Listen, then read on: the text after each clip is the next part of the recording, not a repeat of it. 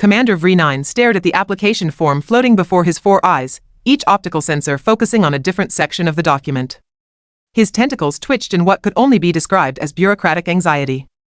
The form was standard issue, nothing unusual there. Species designation, human. Home planet, Earth, classification pending. Previous survival training, none listed. That last part made his purple flesh ripple with concern. Computer, pull up the survival statistics for Kepler 442b again, he commanded, his voice carrying that particular tone reserved for moments when the universe seemed determined to test his sanity. The holographic display materialized instantly. Kepler 442b survival course completion rate, 10%. Average participant survival time, 4.7 standard hours. Mortality rate among first-time participants, 87%. Shall I continue, Commander? No, that will suffice, V9 muttered, examining the human's documentation once more. The applicant's name was Marcus Webb, age 26, occupation listed as park ranger. Whatever that meant, the door to his office hissed open, and administrative assistant Clep 14 scuttled in on his 6 legs, carrying a datapad and what appeared to be genuine excitement. This was troubling. Clep 14 had worked in the Galactic Survival Training Division for 37 cycles, and excitement was not typically part of his emotional repertoire. Commander, you need to see this, Clep 14 announced, his mandibles clicking rapidly. The human has arrived for processing, and he brought supplies. V9's tentacles stopped their nervous twitching. What kind of supplies? Standard survival gear, I presume? Emergency rations? Plasma torch? Personal defense systems? Well, no sir. He brought a wicker basket. The silence that followed could have powered a small space station. V9's 4 eyes swiveled to focus on his assistant with laser precision. A what? A wicker basket, sir. Made of woven plant fibers. Appears to be of primitive construction. Also, he's wearing what he calls hiking boots and something called a sun hat. Clep 14 paused, consulting his datapad. Oh, and he asked if there would be restroom facilities on the planet. Commander V9 felt a migraine forming behind his secondary optical sensors. In his 400 cycles of service, he had processed applications from the galaxy's most hardened warriors, professional survivalists who could drink liquid nitrogen for breakfast and use plasma rifles as toothpicks. The Kepler 442b course was designed for species that had evolved on worlds where the rain was acid, the air was poison, and the local wildlife considered uranium a dietary supplement. Bring him in, V9 said finally. I need to see this for myself. Marcus Webb entered the office 3 minutes later, and immediately, V9 understood that every assumption he had made about the situation was catastrophically wrong. The human stood roughly 2 meters tall, which was impressive by most galactic standards, but his demeanor suggested someone who was perpetually confused about why everyone else seemed so worried about everything. Good morning, Marcus said cheerfully, setting his wicker basket down next to the chair. Beautiful space station you have here. The artificial gravity feels great on my knees. V9 blinked all 4 eyes in sequence. Mr. Webb, are you aware that you have applied for admission to the most dangerous survival training program in this sector of the galaxy? Oh yes, absolutely, Marcus replied, settling into the chair with the casual ease of someone discussing weekend picnic plans. My cousin Jake did something similar on Rigel 7 last year. Said it was character building. Plus, I had some vacation time saved up. The commander's tentacles began their nervous dance again. Mr. Webb, Kepler 442b is classified as a Class XII Deathworld. The atmospheric pressure is 3 times what your species considers normal. The average temperature fluctuates between freezing and boiling within a single planetary rotation. The local ecosystem consists primarily of creatures that have evolved to consider anything with a heartbeat as either food, territory, or both. Marcus nodded thoughtfully. Sounds like camping in Montana during bear season. I brought sandwiches. Clep 14's mandibles stopped clicking entirely. Commander V9 felt his migraine intensifying. You brought sandwiches to a Deathworld survival course? Ham and cheese, mostly. Some turkey clubs. Oh, and my mom packed those little pickle spears that everyone always fights over at family reunions. Marcus gestured toward his basket. I also brought a thermos of coffee, because honestly, what is the point of surviving if you cannot start your morning properly? The office fell silent except for the gentle hum of life support systems. V9 consulted his datapad, scrolling through Marcus's file one more time, searching for any indication that this was an elaborate practical joke orchestrated by his colleagues in the Psychological Warfare Department. Mr. Webb, the commander said slowly, in the interest of full disclosure, I must inform you that the last group to attempt this course included a Vorthan battle monk, 2 Centauri shock troopers, and a Proximan hunter who had successfully survived exposure to vacuum for 17 minutes. None of them completed the program. What happened to them? The Vorthan monk was consumed by carnivorous vegetation during Hour 2. The shock troopers made it to Hour 6 before encountering something our xenobiologists are still refusing to classify. The Proximan hunter actually showed promise until Day 3, when he decided to establish dominance over the local wildlife. V9 paused. We are still receiving his distress beacon, though we suspect the signal is now being transmitted from inside something's digestive system. Marcus considered this information while reaching into his basket and producing what appeared to be a map printed on actual paper. Is this the same course route? He asked, unfolding the map and pointing to a series of hand-drawn notations. Because I looked up the planetary survey data online, and I think there might be a more efficient path to the extraction point. Klep 14 leaned forward to examine the map, his compound eyes widening. Sir, he has plotted a route that avoids 73% of the documented hazard zones while maintaining access to 3 separate fresh water sources. I did some research, Marcus explained matter-of-factly. Survival is mostly about preparation and staying hydrated. Oh, and not panicking when things get weird. That part is crucial. Commander V9 stared at the human for a long moment. In his extensive experience, there were generally 2 types of beings who remained calm in the face of mortal peril, those who were too stupid to understand the danger, and those who were so competent that danger was merely another item on their daily to-do list. Marcus Webb did not seem stupid. Mr. Webb, may I ask what qualifications you have for undertaking this course? Well, I have been working as a park ranger for about 8 years now. Spent a lot of time in the wilderness, dealt with dangerous wildlife, rescued lost hikers, that sort of thing. Before that, I was in the military for a while. Did some specialized training in hostile environment operations? What kind of hostile environment operations? Marcus shrugged. The kind where they drop you in the middle of nowhere with minimal supplies and see if you can make it back to civilization without dying. I was pretty good at it. V9 made a note in Marcus's file, possible military special operations background. Investigate further. Aloud, he said, and you believe this experience will translate to survival on an alien Deathworld? I figure a hostile environment is a hostile environment, right? The specific details change, but the basic principles remain the same. Find shelter, secure water, avoid things that want to eat you, and keep your core body temperature stable. Marcus paused, reaching into his basket again. Speaking of which, would you like a granola bar? I made them myself. The commander accepted the offered snack with one tentacle while simultaneously questioning every career decision that had led him to this moment. The granola bar was actually quite good. Mr. Webb, I am required by regulation to inform you that if you proceed with this course, there is a significant probability that you will die in a manner that will require your remains to be identified through dental records, assuming any dental records survive the process.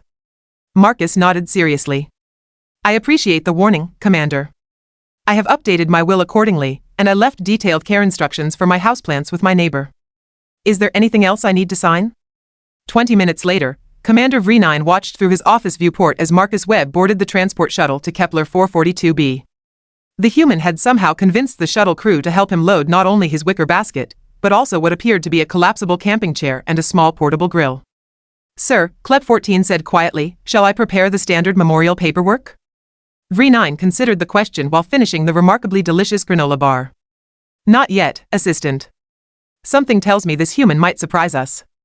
As the shuttle disappeared into hyperspace, carrying Marcus Webb toward what every expert in the galaxy considered certain death, Commander V9 found himself doing something he had not done in decades of overseeing survival courses. He genuinely wondered if the participant might actually succeed. After all, anyone who packed a picnic lunch for a Deathworld probably had a very different relationship with the concept of survival than the rest of the galaxy. 47 hours later, Commander V9 was experiencing what his species considered the equivalent of a nervous breakdown. His tentacles had knotted themselves into configurations that would require a mathematics professor to untangle, and he had consumed enough stimulants to power a small reconnaissance vessel. The monitoring station buzzed with activity as technicians tracked Marcus Webb's progress across Kepler 442b's hellish landscape. Every screen displayed impossible readings that defied 4 centuries of accumulated survival training doctrine. Status report, V9 demanded, though he was beginning to suspect that asking for updates only made the situation more surreal. A technician Yorp 6, a being whose species had evolved specifically for precision data analysis, consulted his instruments with visible confusion. Sir, the human has established what he calls a base camp near the thermal vents in Sector 7. He appears to be using the geothermal energy to cook food. Impossible. The atmospheric toxins in that region would kill most species within minutes. Yes, sir, that was our assessment as well. However, the human seems to have constructed some kind of filtration system using materials he found on site. Our xenobiologists are still trying to understand how he managed to purify the air using nothing but volcanic rock, plant fibers, and what he described as basic chemistry principles. Commander V9 felt his migraine evolving into something that might require its own postal code. What about the wildlife encounters? Surely the Razorclaw pack in that region would have detected his presence by now. Yorp 6's expression grew even more perplexed. About that, sir. According to our surveillance data, the human encountered the pack approximately 6 hours ago. Instead of being torn apart and devoured, he appears to have, well, he fed them. The silence in the monitoring station was so complete that they could hear the station's artificial gravity humming in the background. He fed them, V9 repeated slowly, as if saying the words might somehow make them make sense. Yes, sir. Ham sandwiches, specifically. The pack leader, designation Alpha 7, appears to have developed what our behavioral analysts are calling an emotional attachment to the human. The entire pack is now following him around like domesticated companions. Through the viewport, Klep-14 scuttled over with a datapad clutched in his mandibles. Commander, you need to see the latest thermal imaging report. The human has just entered the crystal cave system. V9's 4 eyes focused on the data with mounting horror. The crystal cave system was where they had lost the Centauri shock troopers. The caves were filled with crystalline formations that emitted a form of radiation that could drive most sentient species insane within hours. The formations also served as nesting grounds for something the survey team had classified simply as Specimen X after the third xenobiologist had refused to continue studying it. How long has he been in there? Approximately 2 hours, sir. And his radiation exposure levels? Klep-14's mandibles clicked nervously. That is where things get interesting, Commander. According to our sensors, his radiation exposure is actually decreasing. Decreasing? How is that physically possible? We believe he has discovered that certain crystal formations emit counteracting wavelengths. He appears to be using them as a form of natural radiation therapy. Our medical officer suggests that the human may actually be healthier now than when he started the course. V9 slumped into his command chair, wondering if there was a protocol for filing a request to be transferred to a different dimension where physics worked the way it was supposed to. Sir, Yorp 6 announced, we are receiving a transmission from the human. The main view screen flickered to life, revealing Marcus Webb sitting comfortably on what appeared to be a throne made entirely of luminescent crystal. His Razorclaw pack was arranged around him in a protective semicircle, and he was holding what looked suspiciously like a cup of coffee. Good morning, Commander, Marcus said cheerfully, taking a sip from his cup. Hope I am not interrupting anything important. I wanted to give you a quick status update. Mr. Webb, V9 managed, are you aware that you are currently sitting in the most dangerous cave system on the planet? Oh, this place? Yeah, it is fantastic. The radiation from these crystals is doing wonders for my joint pain. Plus, the acoustics are incredible. You should hear how my voice echoes in here. Marcus gestured around the cave with obvious enthusiasm. I have also made friends with the local wildlife. Turns out they are not actually hostile, just really hungry and bad at communicating their needs. The camera panned slightly, revealing what had once been classified as Specimen X. The creature was approximately the size of a shuttlecraft, covered in what appeared to be natural armor plating, and possessed more teeth than mathematics had adequate numbers to describe. It was currently having its head scratched by Marcus Webb, and it was purring. You domesticated Specimen X, V9 said flatly. His name is Buster, and he is a good boy, yes he is, Marcus said in the tone typically reserved for addressing beloved pets. He was just lonely. Apparently, his species is highly social, but the mining operations from a few decades ago disrupted their normal pack structures. He has been living alone in here for years. Buster made a sound that could have been mistaken for a contented sigh if one ignored the fact that it also registered on seismic sensors 3 kilometers away. The course extraction point is still 48 kilometers northeast of your position, Klep-14 pointed out. The route passes through the acid marsh, the glass desert, and the territory of the pack hunters our survey team designated as things that should not exist. Marcus nodded thoughtfully. About that, I was thinking we might want to adjust the course route slightly. I have been talking with the local wildlife, and they have some concerns about the environmental impact of having survival trainees tromping through their breeding grounds every few months. You have been talking with the local wildlife, V9 repeated. Well, not talking exactly. More like communicating through a combination of body language, pheromone recognition, and shared food offerings. Buster here has been incredibly helpful in facilitating introductions. Apparently, I have been accidentally following traditional diplomatic protocols without realizing it. The view screen shifted to show Marcus pulling a detailed map from his wicker basket. The map was now covered in additional notations, drawn in what appeared to be luminescent cave moss. I have identified several alternative routes that would be safer for future participants while also respecting the territorial boundaries of the indigenous species. There is also a really lovely spot about halfway to the extraction point that would make an excellent rest station. Natural hot springs, abundant fresh water, and the local fruit trees are actually quite nutritious once you know which ones will not kill you.